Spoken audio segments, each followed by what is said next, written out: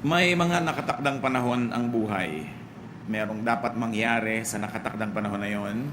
Kaya dapat pagplanuhan ang buhay. Kasi pag hindi pinlano, maraming magagandang dapat mangyari ang hindi mangyayari. At matatapos na lang yung deadline ng buhay natin, merong mga nasayang na pagkakataon.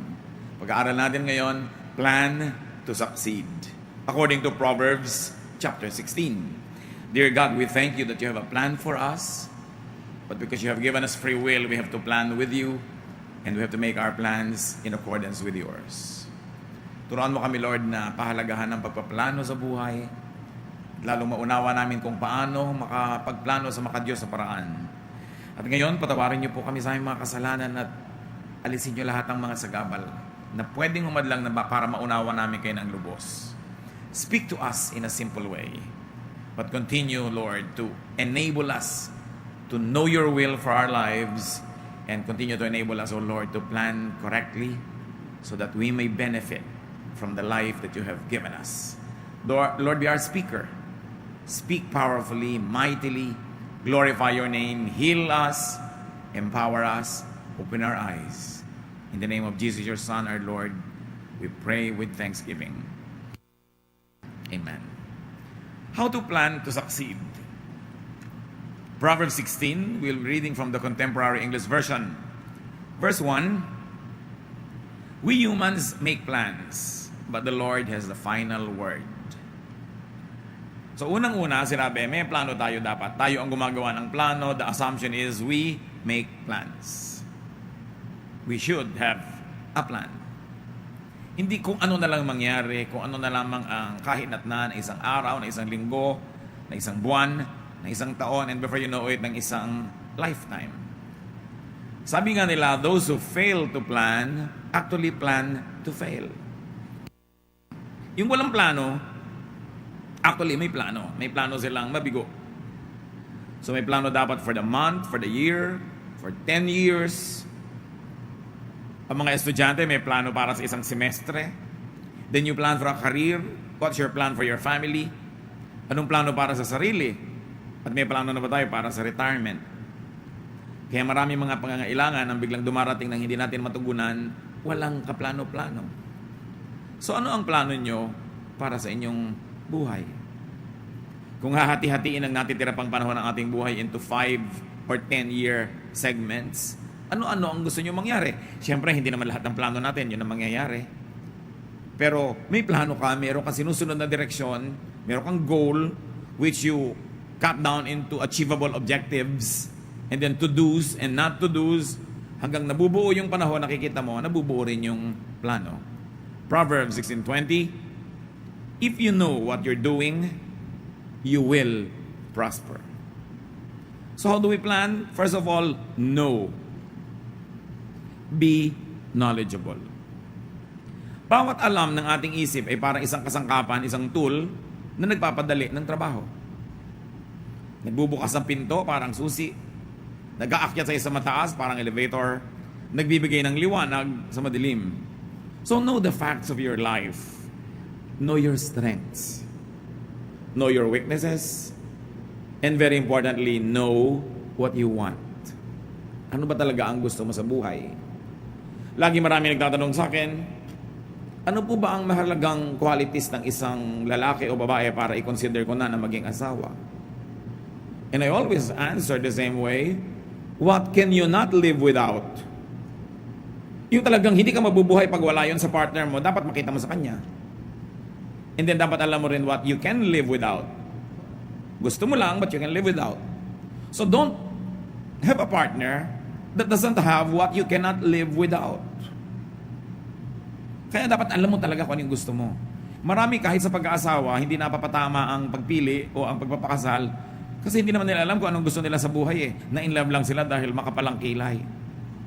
Dahil maganda ang boses, dahil text ng text, dahil thoughtful. Pero mamaya naghihiwalay, nagkakagalit, o impyerno ang buhay together. O kung hindi man impyerno, boring, pinagtsatsagaan na lang. Total, mamamatay din tayo pagdating ng araw. Tapusin na lang to. Ganun lang ba yun? Minsan ka lang mabuhay. So what do you want? Do you want, halimbawa, to have material success? then huwag ka mai-inlove sa taong walang ambisyon, kahit gaano kakapal ang kilay. What do you want? Do you want yung mga matatamis na mga sandali araw-araw? So, pwede ng tamad, basta thoughtful. Diba? So, what do you want? It must be clear. At dahil tayo nilikha ng Diyos na unique, meron tayo talagang kanya-kanyang gusto at kanya-kanyang ayaw. So, don't have anybody na meron nung talagang hindi mo pwedeng pagtiyagaan, na may ugaling ganun. Kahit marami pa siyang qualities na maganda, pero hindi mo pwedeng pagtiyagaan yung ganito niyang quality, then have someone else. Or don't have anybody at all. Importante na nasasabi natin yun. No. Very importantly, know yourself. At kung may papakasalan ka o magiging business partner, matagal na pagsasama yan, know the other person. Hindi yung parang suntok sa buwan. Kailangan may facts. And over and above knowledge, be discerning. Hindi lahat ng bagay nalalaman, pero yung mahalaga, nararamdaman. Kailangan may pakiramdam ka. Ito bang gagawin kong negosyo? Kahit sa alam ko maganda, pero ano ba yung nararamdaman ko? Ano ba yung kutob ko? Spiritual beings tayo. Nilikha tayo sa image ng Diyos. Meron tayong espiritu. Kaya meron tayong ibang dimension ng pagsukat sa mga bagay. Hindi lang yung knowledge by facts. But what does your spirit tell you? Ano yung iniisip mo na tapos baligtad yung nararamdaman mo? Napakarami mga tao, pagka napatunayan na nila ang isang mali, tsaka nila sasabihin, sabi ko na nga ba may nakukutuban na nga ba ako dito sa taong to may nararamdaman na nga ba ako? Pero hindi nila in-operationalize. Ang in-operationalize nila yung what they know, or what they see, or what they hear. So be discerning. Proverbs 16:25, sometimes what seems right is really a road to death. Kaya lang halos patay ka na o naghihingalo ka na bago malaman mong mali yung daan na yon. Kaya hindi lang dapat alam, pinapaandar din yung espiritu, yung discernment. Therefore, you want to really plan and you want to invest in your plan, you invest time, talent, treasure in your plan, pray. Para sa prayer life mo pa lang, bago pa mangyari ang mga mangyayari, meron ng salaan na pili na ng langit para sa'yo. Dahil alam ng langit ang punot dulo ng mga bagay, kaya dapat lagi kang nakikipag-communicate sa kalangitan. Makiramdam, observe. Kaya mahalaga rin, hindi nagpapadalos-dalos. Hindi nagmamadali. Ang mahalagang bagay, hindi ipinagmamadali. Malaki kasi ang damage pag nabuhol na, tapos saka mo parang uli kakalagin. Nailak na, tsaka mo uli bubuksan. Naikasal na, tapos maghihiwalay. Napirmahan na yung contract, tapos gusto mong umatras. Nag-down ka na agad sa condo na to, sa kotse na to, yung pala ayaw mo, then forfeited na. Yung reservation fee mo, may bayad. Pag laging nagmamadali. Kaya mga salesmen, lagi kami namadali para huwag na maisip lahat yung negative. The Lord never hurries us up, especially if it's about an important direction in life that we have to take. How else do you plan to succeed? Get God's approval for your plan.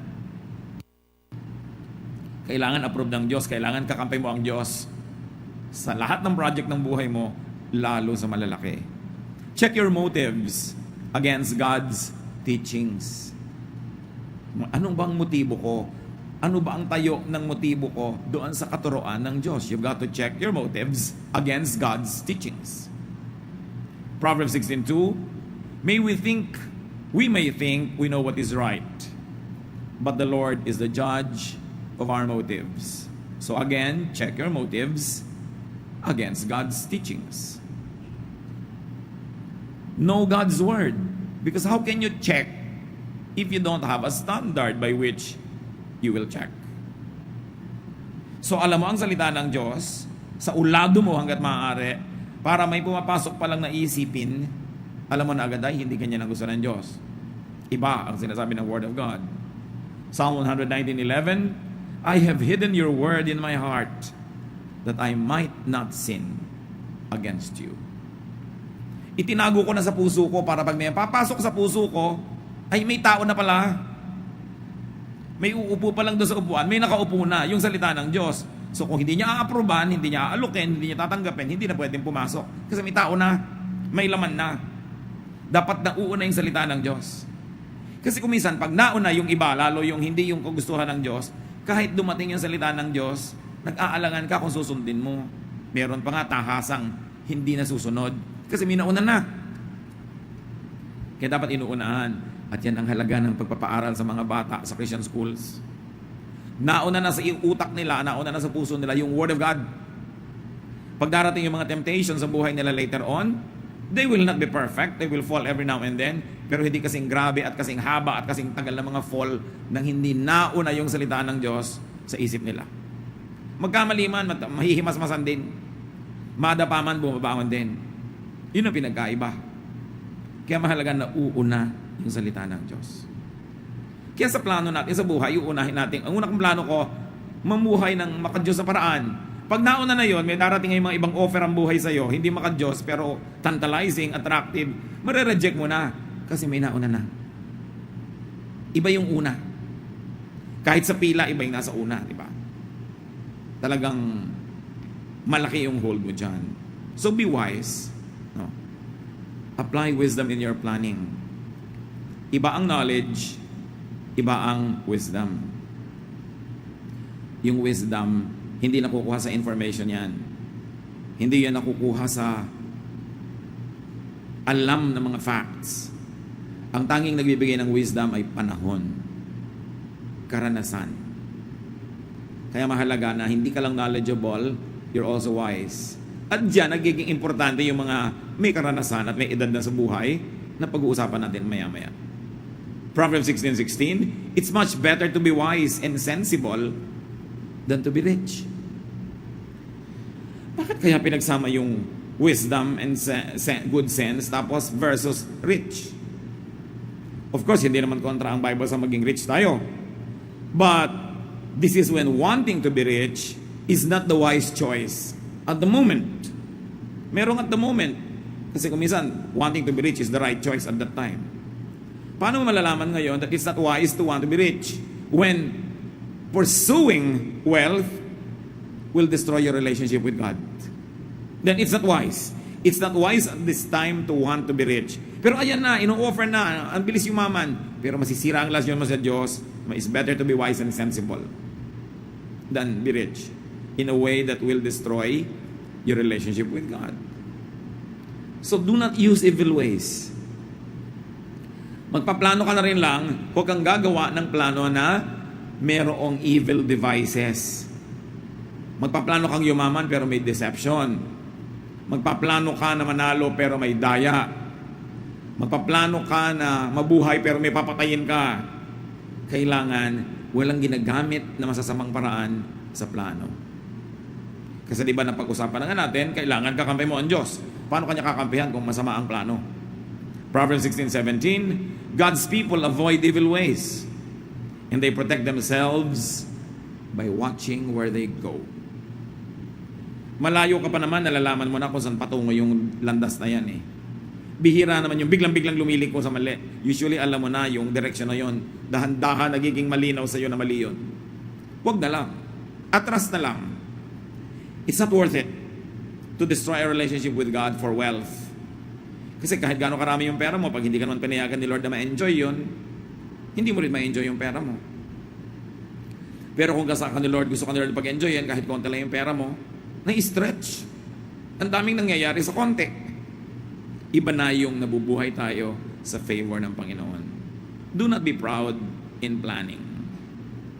Proverbs 16:18, too much pride will destroy you. So kung proud yung paraan mo ng pagpaplano, yung nagiging mayabang ka kahit sa sarili mo mga magulang, sa mga pinagkakautangan mo ng loob, sa mga dapat mong igalang, sino mga nagsasabing magtatagumpay ang ganong plano? And never plan for pride. Bakit naman po nagbabala kayo na ang laki-laking bahay ang ipatayo? Aba, syempre, para matalo natin yung kapitbahay natin, walang kwentang plano yun. Bakit gusto mong makatapos ang napakataas na pag-aaral? Uhaw na uhaw ko ba sa karunungan? Hindi. Para matalo ko yung mga pinsan ko. Pinakamataas ang title ko. Bakit naman kailangan natin ng kotse? Para makapagyabang tayo. Diba? Kahit sa ministry. Ba't kailangan natin magpatayo ng laki-laking building? Para kung pagyabangan pala yung iba, para patunayan mong ikaw yung pinakamahusay, walang kwenta yung ganung plano. Hindi ibig sabihin na pag gusto mo ng malaking bahay o kotse o education o magandang church building, masama yung plano mo. Ang sinasabi natin, yung laman ng kalooban mo, yun ang alam ng Diyos. Kasi sa labas mukhang maganda yung plano, pero yung pala yung loob bulok, may ibang hidden agenda, kaya doon naman tumitingin ng Lord sa puso. Kaya dapat tinetest mo ang sarili mo against God's word and against your own conscience. Ito bang pinagsasasabi ko ay totoo? Ito ba ay tama? Gusto ko ba talaga na maging excellent only because I like to serve God excellently? O gusto ko magpa-impress? May isang ayaw na ayaw ang Panginoon, yung pride. At ang mga taong proud, laging hirap ang loob. Kasi una, takot silang hindi magtagumpay dahil gusto nilang i-maintain yung pride nila. O kaya hindi sila matahimik dahil lagi nilang binabantayan yung achievement ng neighbor nila, baka sila malampasan. Hindi sila peaceful kasi lagi sila nakikipag-compete. Kaya it's much better to be humble. Yung hindi mo itinataas ang sarili mo, tapos hindi ka nga tumaas, o di walang sisihan. Wala kang dapat itago, wala kang dapat pagtakpan. Relax ka lang. Mahirap yung nagme-maintain ka ng hindi mo kaya. O lagi kang natatakot na baka hindi mo na ma-maintain next time. So don't ever leave space for pride when you plan. So pag nagpaplano tayo ngayon mga kapatid, tinatanong natin, para ano ba to? Para ba pangyabang? Do not plan with ungodly people. Psalm 1:1 says that, blessed is the man who does not walk in the counsel of the wicked, nor does he stand in the way of sinners, or sit in the seat of mockers. Pinagpapala ang mga taong hindi nakikipagmabutihan, nakikisangkot, nakikiisa sa mga masasama. Damay-damay kasi yan. Ang ganda ng plano, pero yung kapartner mo hindi mabuti, baliwala. I remember some years ago, there was a very successful developer of buildings, of condominiums. Tumawag siya sa akin, sabi niya, I have a very short question, Pastor, but I need your opinion. So, what is it? There's a very big business that I can do. And I support missions and missionaries and churches. And out of this project, I can support so much more of God's work. There's only one question that's in my mind. So what's the question? The potential business partner is a man of another religion, a religion that we really cannot accept. We cannot even tolerate, not accept it. It's so different from the way we believe. And he also is very supportive of his religious missionaries. So sabi niya, so the business will be good for both of us if we are friendly in the boardroom. And what is your counsel? So sabi ko, okay, kikita ka ng maraming pera, makakasupport ka maraming missionaries and churches. Pero yung kapartner mo ganun din, makakasupport din siya ng maraming missionary and churches sa kakontra ng church natin. So magkaibigan kayo sa boardroom pero ang mga missionaries yun nagbabakbakan sa mission field. I don't think it's a good partnership. It was billions of pesos and this guy just canceled it. So sabi niya, yes, I suspected that that's what you'd say. So called off yung plano. Kasi yung mga kapartner, hindi ka lugod-lugod sa Diyos. Lalo naman yung magpapakasal ka, partnership yun. Tapos yung partner mo, hindi ka lugod-lugod sa Diyos. Para sa'yo, huwag kang matakot mag-cancel kahit may imbitasyon na. Na-print na po yung invitation eh. I-refund na lang kita, anak. Huwag mo na lang ituloy yung kasal. Magkano ba invitation mo? Huwag yung dahil lang ganun, mapapahiya po kami. Mapapahiya din kayo pag naghiwalay kayo 5 years from now. Ngayon na kayo magkahiyaan. Para hindi lumaki yung damage. Tayo mga anak ng Diyos dapat free. Hindi ka napipilitang gumawa ng isang bagay dahil lang kahiyaan, dahil lang kasubuan. Behave like free people. We have been redeemed by the blood of Christ to be free. Ayaw mong kainin yung isang bagay, kakainin mo dahil nahihiya ka. Pwede mo nung sabihin thank you very much, I appreciate the idea, pero I really don't like to eat this. You're a free person. Basta polite. Hindi ka makakasakit needlessly. Hindi ang dami-dami mong ginagawa na labag sa kalooban mo na para kang isang alipin. Hindi ka na alipin kay Jesus. Reviewin nyo, anong mga pinagagagawa nyo na ayaw nyo naman? Set yourself free. Truth sets free. Jesus sets free. Basta yung the way you set yourself free is not hurtful to anybody or destructive. Pero tiyan mo yan, ikaw dapat pumili kung anong gusto mong ilagay dyan. Katawan mo yan, ikaw pumili kung saan mo gusto pumunta, sa libing, sa kasal, sa anong event, hindi yung nakakahiya namang tumanggi. Nabubuhay ka para maging matulungin, pero hindi ka nabubuhay para pagbigyan ang lahat ng gustong ipagawa sa iyo ng tao. Yung sunod-sunuran sa napakaraming mga tinig, yun ang maliligaw sa buhay. Yung ginagawa lahat ang gusto ipagawa sa kanya ng kapwa, yun ang walang magagawa para sa sarili. Kaya kailangan free ang tao. And you are free not to pursue any relationship that is ungodly. Kahit may mga sabit-sabit na dyan, ayusin na lang. Pero hindi dapat ituloy dahil lang napasubo na. Sabi, hindi po ba kung saan nadapa doon tumayo? But ang ibig sabihin talaga noon, tumayo ka. At yung pinagkadapaan mo, iwan mo para ka makatayo. Whatever it is in your life. I feel so strongly inside of me, mga kapatid, na may kinakausap ang Panginoon sa message na to. Dito mismo sa hall na to. Be free. Hindi kailangang ituloy ang pakikipag-partner sa hindi dapat. Sa hindi karapat-dapat at sa hindi marapat. Proverbs 16:29, don't trust violent people. They will mislead you to do the wrong thing. Hindi basta-basta nagtitiwala. At kung nagtiwala ka man, nakakita ka ng dahilan para bawiin ang tiwala na yon, bawiin mo. Hindi ka kailangang mapasubo. At tulad ng binagin natin kanina mga kapatid sa pagpaplano, listen to and get wise advice. We have said, and let me repeat it, wisdom is not knowledge. Wisdom is not information. Wisdom is time, experience, age, filtered by wise and prudent remembrance. Kailangan natututo tayo sa bawat pagkakamali. Kayong ang daming mali, iyon ang may potential na maging napakatalino. Liban na lang kung paulit-ulit yung mali. Tulad yan, merong isang aeroplano na nagkaroon ng miscalculation sa pagland sa airport, nasa mga dyaryo. Nakabalandra ang aeroplano nila, 3 araw doon. May nagtanong sa akin kanina, kung kayo ang presidente ng kumpanyang ito, will you fire that pilot? Will you fire the pilot?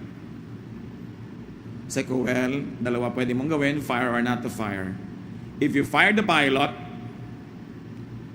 maybe it's good for your company, but maybe it's also bad. Kasi gaano ba naman karaming pilot ang nakakapaglanding ng mali at nabuhay? Therefore, may karanasan na ang pilot na ito sa pagkakatuto na hindi nararanasan ng iba. At kung matututo siya sa karanasan na to, this will be the best pilot ever kasi naranasan na niya yung mistake if he learns from such mistakes. So kung re-reviewin ko yan, ang pagkakamali ba niya was deliberate, no? Na pagsuway sa standard procedures of landing. Kung sinadya, tinigasan ng ulo na pagsuway doon sa standard procedure, then maybe I'll fire him. But if it's an honest human error, the more error you commit, the less error you will commit again. Dapat kasi kino-cross out man yung error na yun, alam mo na yun. Alam mo na yun, alam mo na yun. Kung ganun yung tao, asset siya. Tulad yun ng isang tao, ang laki ng pagkakamali niya sa isang company that cost them millions in sales. Na ipinatawag siya ng president, inunahan na niya yung president, dala-dala na niya yung resignation letter niya. Kasi ang laki nang nawala sa kumpanya. Inunahan niya talaga. Sabi ng president, bakit ka nagre-resign? Kasi po ang laki ng mistake ko. Kaya nga kita pinatawag, ipopromote kita eh. After millions na nalugi sa company dahil sa mistake ko, ipopromote ako. Yes, because among all my employees, ikaw ang pinakamahalang matrikula para matuto. Bakit kita tatanggalin? Eh, ang laki ng investment ko sa'yo. Siguro naman, di mo na ulitin yung mali na yun. Naku, hindi na talaga. Tumani mo na sa isip ko. Yun, kaya ipopromote na kita. Alam mo na eh. Pero iba naman yung sa 7 nobyo, nakakapitong anak na kayo ng iba-iba. Hindi na yun gano'n, ano? Parang paulit-ulit na lang. Wala ka ng Mamaya may dumaanan mo kumindat, in love ka na naman. Dapat natututo ka. So alam niyo yung nagkakamali, valuable na person yun. But depende kung aanin niya yung pagkakamali niya. Hindi niyo agad tinatanggal, inaalis yung nagkakamali. Kung matalino yung nagkakamali, asset na yan. So listen to wisdom. Proverbs 16:31, gray hair is a glorious crown worn by those who have lived right. Lima na lang nagpaday. Sabi, alam niyo yung mga matatanda, meron talaga yung silbi. Kahit hindi yan marunong magbukas ng TV, kahit hindi yan marunong mag-text, kahit hindi makapag-Facebook, although marami na rin nagpa-Facebook, may alam yan na hindi nyo alam. Na hindi nyo malalaman hanggang di kayo tumatanda. Kaya dapat nakikinig. Iba ang karanasan. Iba yung karanasan na hinubog ng panahon.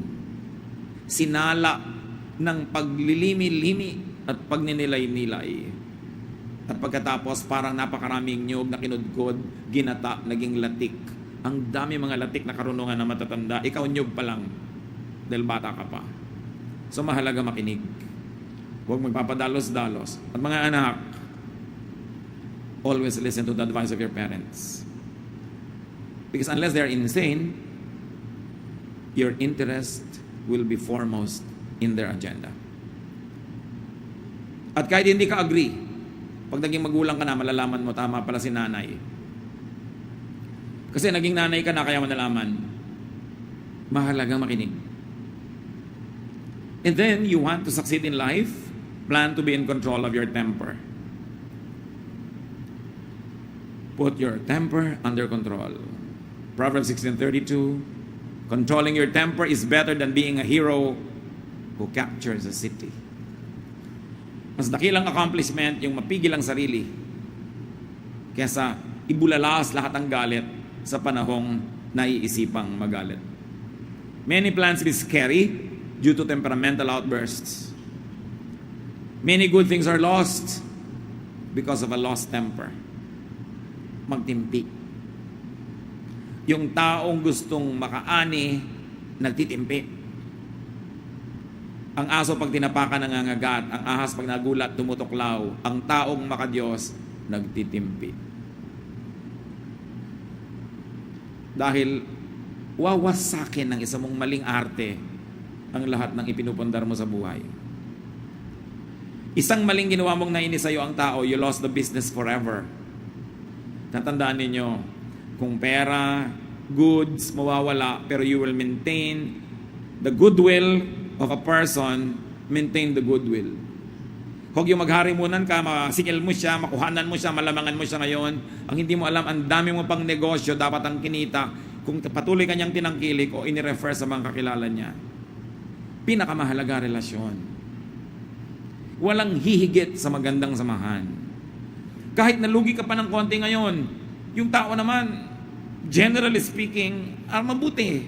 Maaalala niya yung kabutihan mo at pag dumating yung panahon na meron siyang kakayanan o kapangyarihan, susuklian ka niya, gagantihan ka niya. Pero kung ang itinanim mo sa kanya mali, gaganti rin yun. Pero ang bigat ng ganti. Yun yung mga sinasabi ng mga matatanda no, na naghangad ng kagitna, isang salop ang nawala. Bagamat wala na nagsasalop ng bigas ngayon, pero yung ibig sabihin, gusto lang nila kalahati, pero ang nawala isang buo. Nagharimunan, gusto makalamang, gusto makasigurado, gusto makakabig. Nakakabig ng konti, but their ignorance does not even make them realize what they have lost. Kasi ang itinatanim, inaani. Sino sa mga tao nakadil ninyo sa negosyo, sa buhay, ang nalamangan nyo? Yung at this point, this very minute, lamang kayo. Hindi nyo na i-deliver ang binayaran niya o kalahati lang din-deliver nyo. Akala nyo, okay na, tapos na, limot na. Hindi nyo nalilimutan ng taong na-offend. Inutangan nyo, hindi nyo na binayaran, akala nyo, nagkalimutan na. Hindi nakakalimot ang nagpautang. At kung makalimot man siya, hindi nakakalimot ang Diyos. Meron kayong sinaktan nun, hindi kayo nagsorry, akala nyo wala na. Hanggang ngayon, patuloy kayong sinisingil ng espiritu nung naganap. Kahit hindi kayo singilin ng taong na-offend. Dahil kung anong itinanim, siyang aanihin. So plano. Magplano ng mabuti. Maganda yung goal, maganda yung method, maganda yung pamamaraan, maganda yung technique. How can you go wrong? Pag ganda ng pagpaplano sa buhay. Nakikinig sa payo, nananalangin, hindi nagmamadali, at ginagawa ang lahat ng kaya. Do what you must. Yan ang pinagkaiba ng panaginip sa plano. Anong pangarap mo? What is your dream in life? Madali mag-dream. But you must have a plan. Iba ang dream, iba ang plan. Yung dream, nangangailangan nyo na makatulog ka para maganap yon. Yung plano, ginagawa mo habang gising ka. Habang gising ang ulirat mo, ang diwa mo, ang katawan mo, ginagawa mo yon. Execute your plan. Matapos mong manalangin, humingi ng payo, alamin ang dapat alamin, nagpasya ka na, do it. Do not fear. Ecclesiastes 11:4, if you worry about the weather and don't plant seeds, you won't harvest a crop. Pagka ayaw mo magtanim dahil baka umulan, baka magtag-araw, baka magtag-init, baka magtag-tuyot, hindi ka na makapagtanim ever. Hindi ka na aani. Ayaw mo na mamuhunan dahil ayaw mong malugi. Nagplano ka, ginawa mo na yung study mo, tinignan mo na kung bagay sa karakter mo, tinignan mo kung sino yung mga ka-business deal mo, ka-partner mo, ginawa mo na lahat ng research, ay di mamuhunan ka na. Huwag kang mabuhay sa takot. Kasi sabi ni Lord, do not fear. Gumagawa ka ng mabuti, mabuti ang magiging bunga niyan. Hindi man agad-agad, hindi man instantly, pero hindi naman pwedeng manalo yung masama sa mabuti. So take studied risks. Life is full of risk-taking. Laging merong posibilidad na masaktan, matalo. Yung iba, magpo-fall in love na po kaya ako kasi baka ako masaktan. Ay, hindi ka pa nagpo-fall in love kasi pag fall in love ka na, hindi ka na nagpapasya. It just happens. Pag sobra kang wise, walang mangyayari sa buhay mo. Kailangan marunong ka ring sumabay sa ihip ng hangin, marunong ka ring sumabay sa anod ng tubig, hindi lagi kang lumalaban doon. Ecclesiastes 11:6, plant your seed in the morning and keep working in the field until dark. So, sa umaga pa lang, magtanim ka na, huwag na sa gabi. Para may iba ka pa magawa. Kasi hindi mo naman alam kung alin doon na makiklik. So, habang may oras, gawin. And then, after you have done everything, accept God's will. Kung ano man ang maging bunga nun, accept God's will. After you have done everything. Proverbs 16:33, we make our own decisions, but the Lord alone determines what happens. Alam mo na hindi ka nag-atraso sa Diyos, wala kang knowingly nilabag, ginawa mo na lahat. Sa tingin mo, hindi pa rin nag-click. Tingin mo lang yon. Maghintay ka. Kasi ang itinanim, inaani. At kung ano man ang ani mo sa oras na ito, learn to be contented. But remember, learn to be contented after you have done your best, not before. Nagawa mo na ang kaya mo, doon ka palang magiging kontento. So plan as you are gifted by God. Dapat ibinabagay mo sa mga ibinigay na kakayahan sa iyo ng Diyos ang plano mo. Know your limits. Respect your limits. And then cultivate your potentials. May mga limits talaga eh.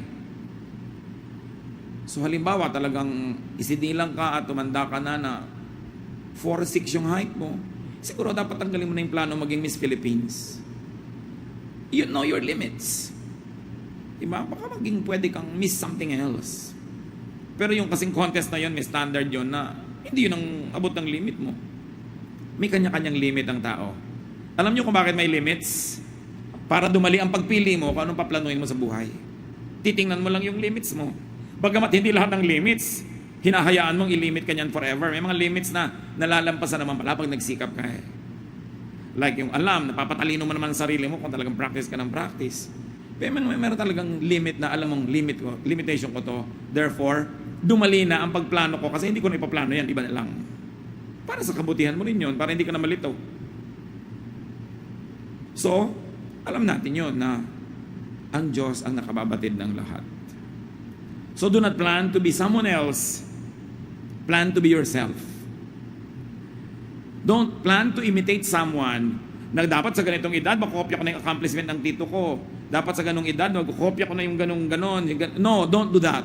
You will be oppressed. Kawawa yung mga tao na ang plano ay kopyahin yung kapwa. Sila nangyari lang, likas sila kasing ganon. Ikaw naman, trying hard talaga. Lumalangoy ka laban sa alon. Tumatakbo ka laban sa hangin. You are defying gravity para maging isang ibon. Eh yung ibon talaga siya, madali sa kanyang lumipad. Eh di palaka ka, di tumalon ka. Mahirap din naman sa ibong tumalon. So, may kanya-kanya. Gaano sa ating karami ngayon ngayon mga kapatid? Baka hindi natin alam. May kinokopya lang pala kayo. Lumaya tayo dyan. Magkakaiba tayo. Magkakaiba ng gift ng Diyos. Magkakaiba tayo ng destination at destiny. Magkakaiba tayo ng dapat maging. Sabi nga ni Shakespeare, desiring this man's art or that man's scope, with what I most enjoy, contented least. Kahit ang galing-galing mo, pagka you covet someone else's talent or someone else's life or lifestyle, you will be miserable. And usually, people destroy those that they want to imitate. People want to destroy those that they envy. Kaya yung mga naiinggit, ang daming ginagawang masamang gawain.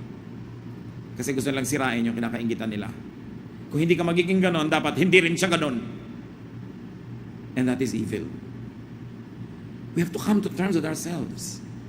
So we can plan well and live well. Be yourself. Be as God planned you to be. And very importantly, help others achieve their goals. Help others realize their plans. Mga kapatid, huwag kayong hahadlang sa katuparan ng plano ng kapwa. Do not knowingly stand in the way.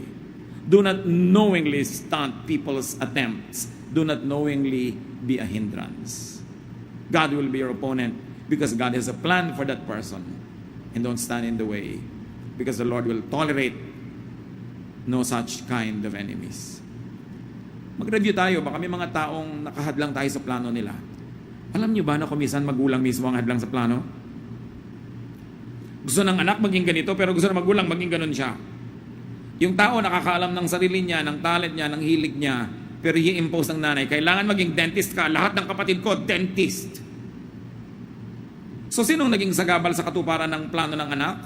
Ang nagmamahal na magulang. Kasi mali ang pag-define niya ng pagmamahal. Ang mga tita mo, mga successful dentist, gusto ko maging successful ka rin, therefore maging dentista ka. Eh, hindi naman pala yun ang calling ng tao sa buhay. Nakakabulag kuminsan ng pagmamahal. Akala natin, mas alam pa natin kung ano ikakabuti nung may sariling katawan just because mahal natin siya.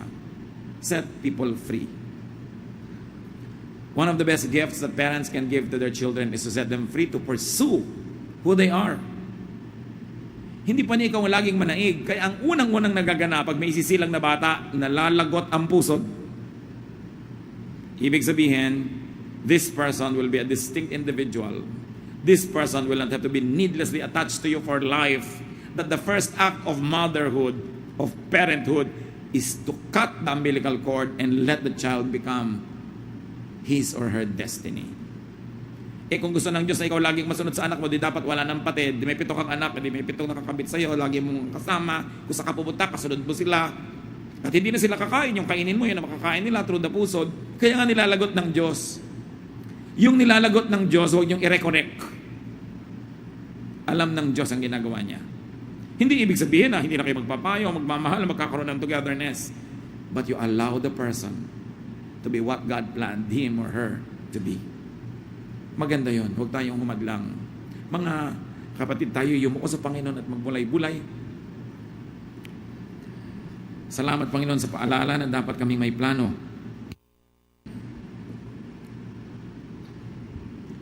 Salamat din sa paalalang hindi kami dapat maging sagabal sa plano ng iba, maging ng mga anak namin o mahal sa buhay. Turuan mo kaming hindi lang lumaya, kundi magpalaya rin ng aming kapwa. Patawarin mo kami kung may mga pagkukulang kami sa ganitong larangan. At ngayon, Panginoon, lalo mong palinawin sa amin kung anong gusto mong mangyari sa buhay namin so we can plan in accordance with your will. So, madali tayong manahimik at dinggin ang udyok ng Espiritu ng Diyos.